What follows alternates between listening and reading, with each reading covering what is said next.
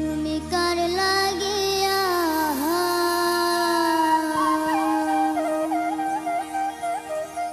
তুমি কার লাগিয়া গাথরে সখী বকুল ফুলের মালা তুমি কার লাগিয়া গাথরে সখী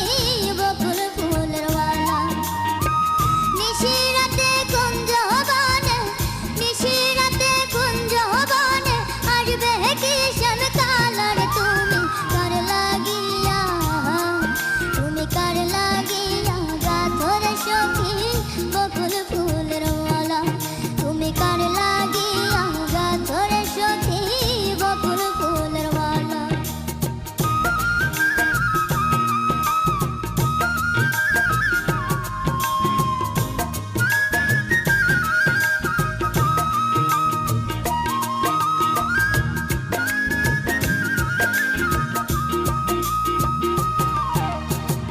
কৃষ্ণ তোমারা ভালোবেসে বাজায় বাঁশির বাঁশি সুরে সুরে বলে শুধু তোমায় ভালোবাসি রে তোমায় ভালোবাসি সে যে ইচ্ছে করে রাত দুপুরে ইচ্ছে করে রাত দুপুরে বাড়াই বুকের জ্বালার তুমি কার লাগিয়া গাথরে সখী বকুল ফুলের মালা তুমি কার লাগিয়া গাথরে সখী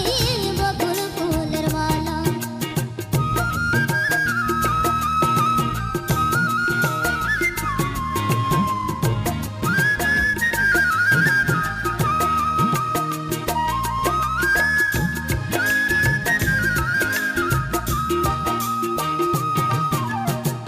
ঘরে তোমার মন বসে না মন যে হয় উদাসী দেখা হলে বলো তারা করতে চরণ দাসী রে করতে চরণ দাসী তারে বারণ করো বিনয় করে বারণ করো বিনয় করে চলতে নিঠুর কালার তুমি কার লাগিয়া গাথরে সখী বকুল ফুলের মালা তুমি কার লাগিয়া গাথরে সখী বকুল ফুলের মালা নিশিরাতে কুঞ্জ বনে নিশিরাতে কুঞ্জ বনে আসবে কিষণ কালার তুমি কার লাগিয়া গাথরে সখী বকুল ফুলের মালা তুমি কার লাগিয়া গাথরে সখী বকুল ফুলের মালা এত ছোট বয়সে এত কঠিন একটা গান, এবং যেটা ম্যাম কিছুক্ষণ আগে আপনি বলেছিলেন একজনের প্রতিযোগীর গান শুনে পাওয়ারফুল কণ্ঠ, ওর কণ্ঠ শুনে আপনার কি মনে হয়েছে? সাংঘাতিক পাওয়ারফুল, মানে গলায় শুধু পাওয়ার আর পাওয়ার। থ্যাংক ইউ ম্যাডাম কিন্তু সেই পাওয়ারটাকে তোমার কোনখানে পাওয়ারটা একটু দিতে হবে আর কোনখানে পাওয়ারটা একটু বেশি দিতে হবে,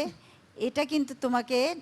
প্র্যাকটিস করতে হবে। যেহেতু স্বভাব শিল্পী, স্বভাব কবি যেমন থাকে না, ওকে দেখলে আমার স্বভাব শিল্পী মনে হয়, স্বভাব কবি টাইপ। খুব সুন্দর ঝুমা, অদ্ভুত তোমার গলা, মাশাআল্লাহ। থ্যাংক ইউ তুমি তোমাকেও দায়িত্ব দেওয়া হবে যাতে তুমি একেবারে ওই পর্যন্ত যেতে পারো। স্বাস্থ্য অনেক দুর্বল, কিন্তু কণ্ঠ শুনলে মনে হয় অনেক সবল।